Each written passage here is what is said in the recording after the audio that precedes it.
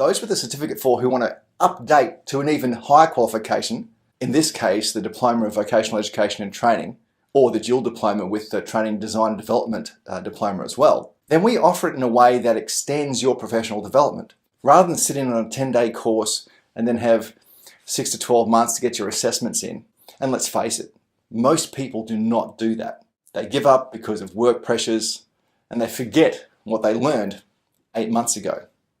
This isn't a good model. We offer a month-by-month ongoing model of support through a mentor program.